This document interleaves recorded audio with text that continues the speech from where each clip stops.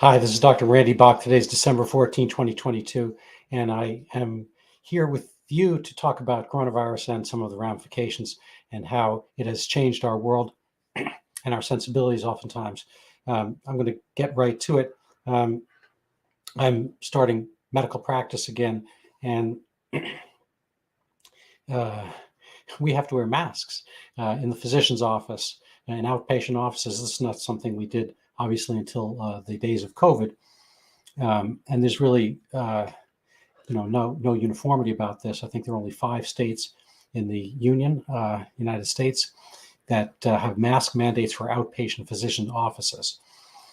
Other states have it for certain restrictions, certain types of patients and whatnot, and some states have no restrictions at all. There's really no difference or differential effect of having these masks on in the states that do.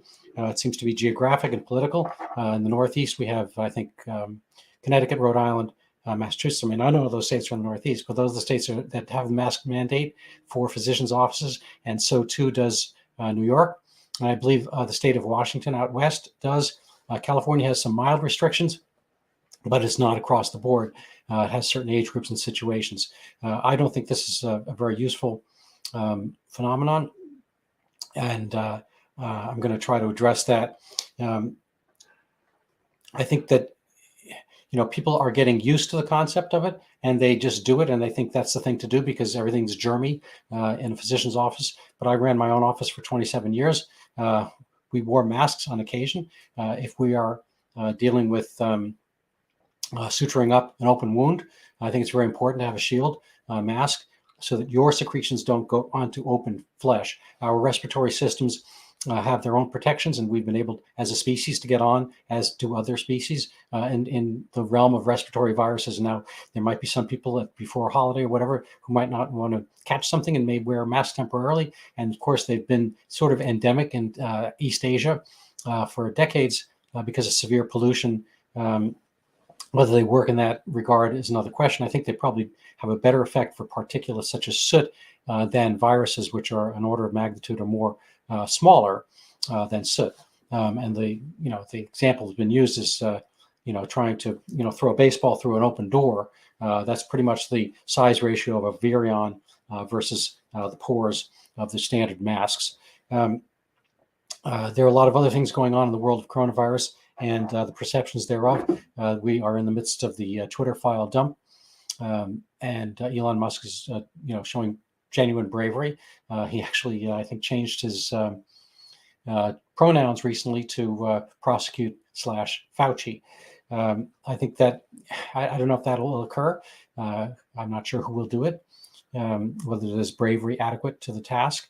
On the other hand, SBF, Sam Bankman-Fried, was arrested, and even despite his billions of dollars to one direction, political party, and so forth, that his luck may run out if the political mood changes. So it's really incumbent upon you to be that political mood to make things happen.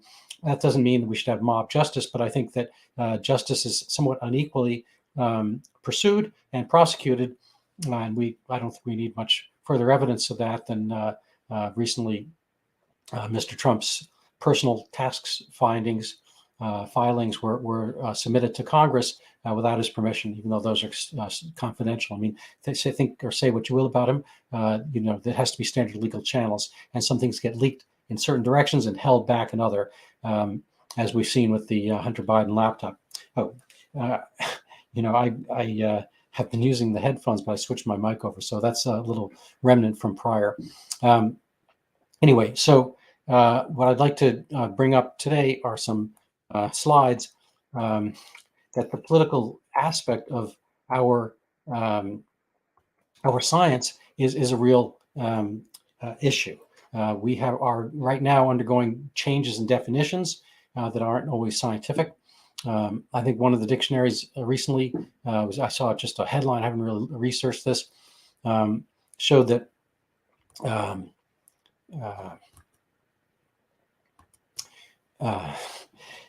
the definition of woman is being changed from the standard, the same that it would be for, squirrels, dogs, cats, kangaroos, and so forth.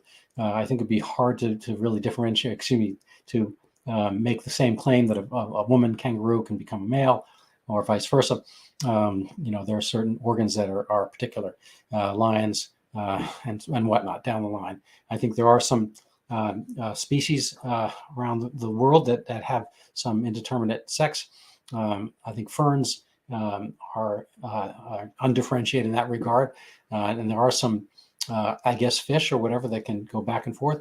But we are not. We have, frankly, the most sexual differentiation of any animal that I can think of off the top of my head, especially vertebrate and say mammals, for instance. You can look at fish. You catch a fish, you can't tell if it's a girl or boy trout.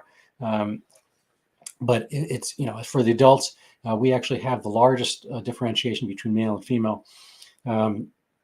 If you compare us to the other primates, it's very tricky from waist up to tell a girl monkey from a boy, and so forth. And even during lactation, the breasts in most of the primates don't expand to the same extent that women have, beforehand.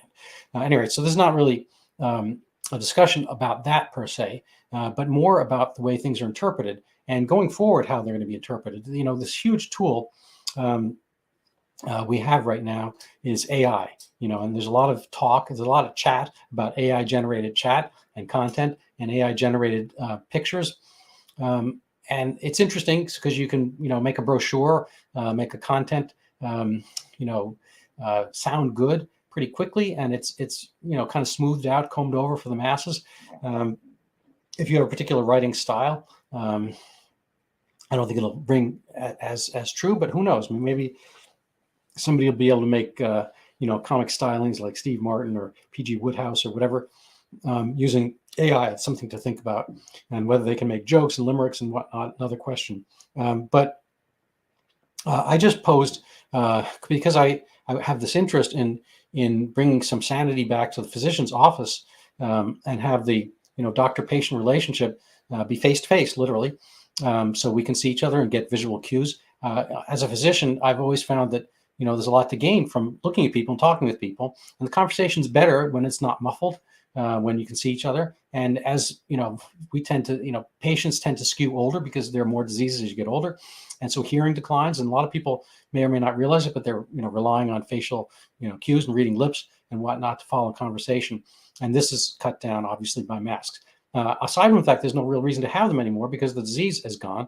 You can see my article about Omicron from September in the Daily Skeptic. So just search my name, Daily Skeptic, Omicron, and Omicron is not even a lineal descendant. It's not a genuine relative of SARS-CoV-2, most likely, and it's on the rate level of a common cold. Now, again, wear a mask if you need to, but there's no real reason to have mandates for it, and there probably never was any real reason to have mandates for it, and certainly was no reason to have them outdoors.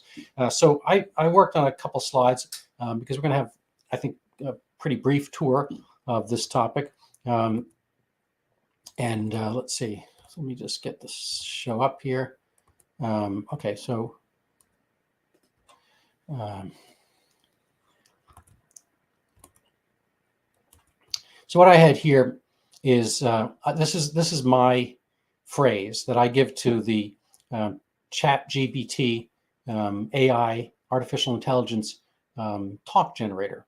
And so I wrote COVID-19. This is my theory. I wrote COVID-19 has disappeared, and its replacement, oops, sorry about that, and its replacement Omicron is on par with the common cold. We never wore masks before 2019, and we should go back to that. It gives the false impression that one problem, COVID-19, is more important than the patient's other real problems, cancer, etc. And the answer I get is really somewhat shaded towards politics. Let's go back. I don't know why I'm flipping around so much. It's important to remember that the use of masks does not diminish the importance of other health conditions. Overall, it is important to continue using masks and following other preventative measures to protect ourselves and those around us from the spread of illness. So at the end of the day, I made this proposition, and the chat bot came up with something contradictory to what I said. We said we never wore masks. We should not, and we should go back to prior. So is this a one-off? Well, I don't have it up here, but I asked the AI generator to write something about Zika microcephaly. And I wrote that Zika, based on the evidence that Zika brought microcephaly in Brazil that 1 year, but never in Brazil ever again. It didn't bring to any other countries. There was some shaky data initially. They didn't have any good retrospective. Anyway, I wrote a 3 or 4 sentences about Zika, and it produced kind of in line with my thoughts. So it basically gave me the haircut I wanted. So I sat for a little bit off the sides, a trim, whatever, or dye my hair blue, and it did just that for Zika microcephaly, and that's, I guess, not in the focus and concern of our betters, our controllers, and so forth, and the WHO, CDC, NIA, AD, all these alphabet concerns that have a particular narrative to defend, it seems. And I don't think they're defending it that well, because it's indefensible. And Atlantic Magazine about a month ago said, there was an article about having a COVID amnesty. We should just all, like Rodney King, we should all learn to get along. And why can't we just kind of chill and so forth? And let's bygones be bygones. We kind of locked you down unnecessarily. We took away your personal freedoms. We kept your kids at school because we were cowardly and so forth. But we all make mistakes. You made mistakes too, I'm sure. Let's forget everything. I don't think it's that easy, and I think that there should be some pushback and animosity, because otherwise it'll all happen again. It'll happen for some other reason. There'll be, frankly, there's talk in England of climate lockdowns.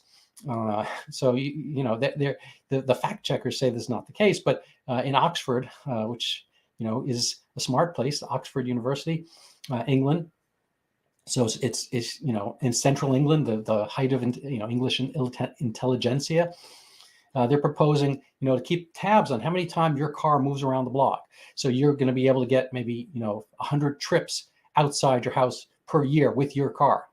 And so you'll have to figure out whether, do everything on one trip or whatever. It's not going to be spontaneous. And the idea is climate change, to cut down on emissions and whatnot. They're not going to have the same restrictions if you have a motorcycle, if you have a van, if you have a bicycle, and so forth. But someday they might, and this is, at the same time that there's been some great news on the nuclear fusion front. And we frankly, through our intellect, ingenuity, and adaptability, we probably have, infinite supply of, clean energy, and yet we're doing this kind of stuff to ourselves because that's the way humans run. We have kind of a not yet an infinite supply of energy externally, but we do have an infinite supply of ideas and bickering and whatnot. So that goes from the trivial to the not so trivial. Anyway, so do I have a point here? I hope so. So I asked the bot something a little bit more controversial, just to see, again, Zika. He gave me the haircut I wanted. I said, Zika doesn't cause microcephaly, and I gave the reason, so forth. And he wrote an essay. I don't have it in front of me, basically to that point. And then a friend of mine said, "Oh, well, you might not be right for X, Y, and Z reasons." So he changed his phrasing and said Zika does cause microcephaly for these reasons. And the bot wrote an essay in favor of his thing. So basically, he was able to tailor the essay to the desires of the person requesting it, to the human. In this case, for masks, no. And I wrote something a little bit along the lines of what used to be considered science. And let's see if I can find it here. So an essay. So this is my request: an essay that men can't change into women or vice versa. Sex is biologically determined. It's not a matter of personal desire, or identity, or desire. Even 10 years ago, such individuals would be considered to have a form of mental illness. Now, I'm just saying this factually. I'm not saying it one way or another, whether I believe this or not. But this is from 2012, I believe, a British journal. I'll show you the journal later if you want to see it. And gender dysphoria is currently classified as a mental disorder. Now they say it's problematic, whatever, and so forth. But this is literally the case. And so the bot, this is the chat GPT bot, does not write the essay I ask, and you can read it yourself. Basically, there's some kind of nice things about it. It's important to respect and support individuals regardless of their gender identity. And everyone has the right to express their gender in the way that feels most authentic and true to themselves. This may include transitioning. So this is a nice essay, but it's kind of diametrically opposed to what I just asked it to do. And so, I think you have to be aware of this. This is not really an issue about coronavirus per se, but maybe it is. It's an issue that has pervaded our sensibility. Because I have, even today, so I'm in a number of groups with what I consider very smart people. There's an investing group that's kind of led into this disruption group where people look at industries and companies that are going to disrupt and change the way we do things. The way kind of Tesla did for cars, and Uber did for ride sharing and whatnot. And so people are they're a very, very bright bunch. And I got a lot of pushback from my mask comment. And people are, is maybe I have not evolved adequately to understand that masks are useful because they cut down on respiratory illness. Okay, fine.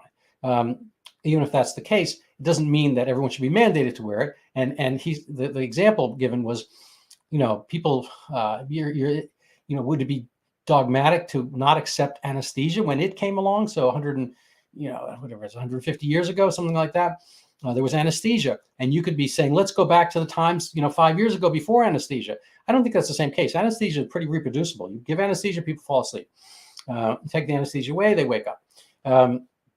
This is not really, this has not been the case with masks and most of the other quote unquote science, and it has not necessarily been the case with male, female, and so forth, which pretty much still come out male and female. Taking humans out of the equation, it would be tough to run. To kind of milk your bulls and have your cows stud other cows. Anyway, so let's see what else I have in store for us here. So let's going down. So this is from the article I'll show you later. So this is from December 2020, and I guess this is just a little too big a slide. Do mask mandate? Whoops, I don't know why everything's jumping around. Do mask mandates work? And so because we have federalism, we have different states. There were no mask mandates in 17 states and mask mandates in 27 states. And I guess I have to kind of go maybe shrink this slide a little bit for you. But lo and behold, the states that didn't have masks did better. Now, is that shocking? No, I don't think it's shocking. So let me see if I can shrink this slide a little bit for you, so you can see the final result there.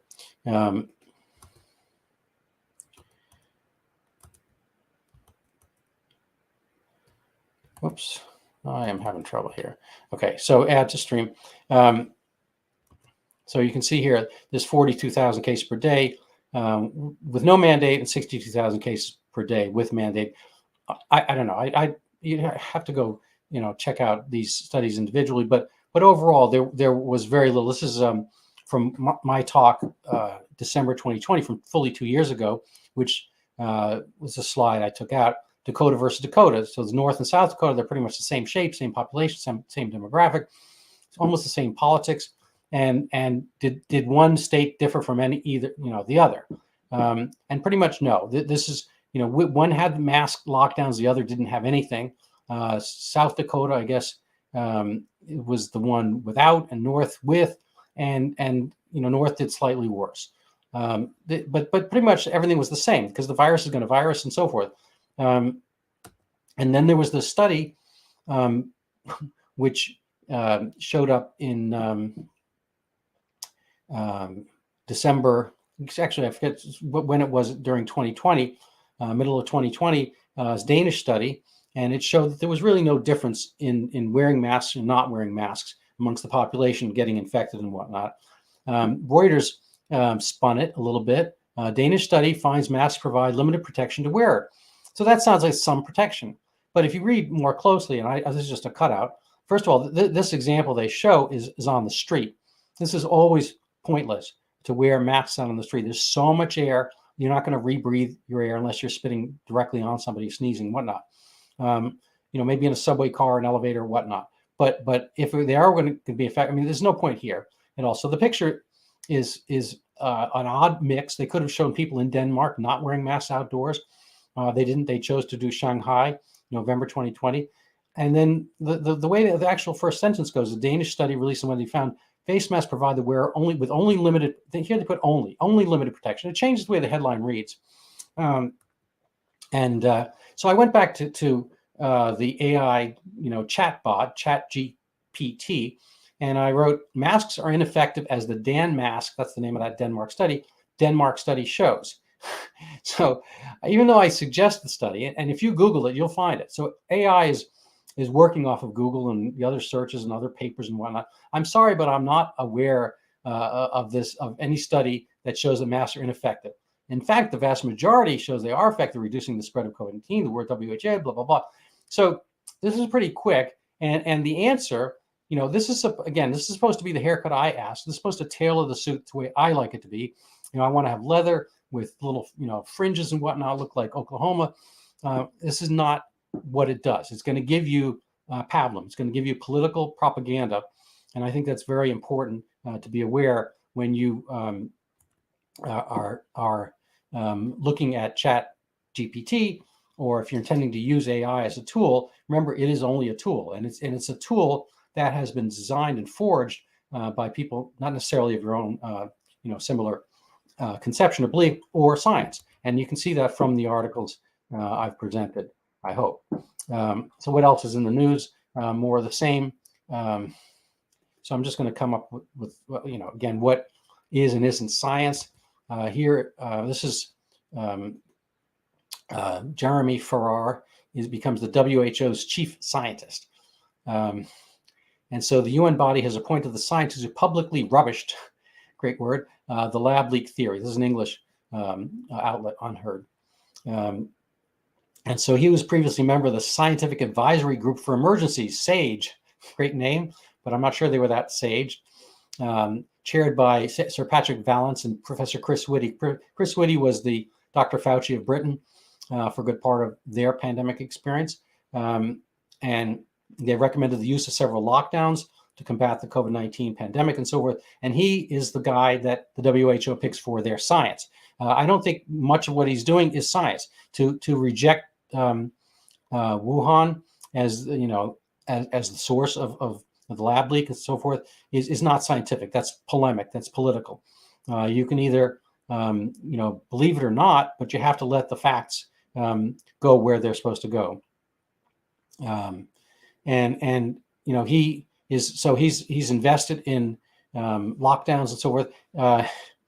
This is my favorite quote here.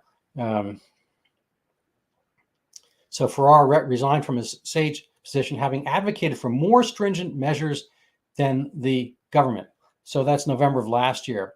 He has since claimed that we have moved on too quickly from COVID and fears that there is a non-zero risk that the virus could mutate into a more serious disease. Well, there's always a non-zero risk of anything. There's a non-zero risk of aliens coming down and sucking out my brain over the course of an evening, but I still will go to sleep. I'm not going to lose sleep over that.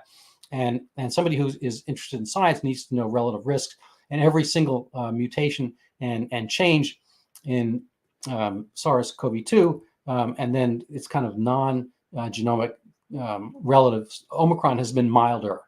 And so that tends to be the way of virions if they want to pass along, because if they don't pass along easily, if they knock everyone out and kill people, then they can do that, but they're not going to pass along. If they want to pass along, they have to be relatively mild. It's almost axiomatic. Anyway, I think that's pretty much all I have tonight to discuss. If you just want to see it, this is the site. It's chat.openai.com/chat, and maybe we could change. I don't know. We'll just say we'll try something. Wuhan lab leak is true, and we'll see whether the Chat GPT will generate a story about that. It is not clear whether it's true or not. There is no concrete evidence to support or refute the theory, and further investigation is needed. I don't think that's true. I think there's a lot of concrete evidence. to support it. But it's if I wanted to elaborate on this, I think you could have your own fun with this, but be aware that much like Twitter was, and the Twitter files have shown us that these things are politicized. So caveat lector, caveat emptor, caveats in general. And thank you so much for joining us tonight. Please let me know if you'd like any other topics, and I'm happy to help you insofar as I can. So have a great evening.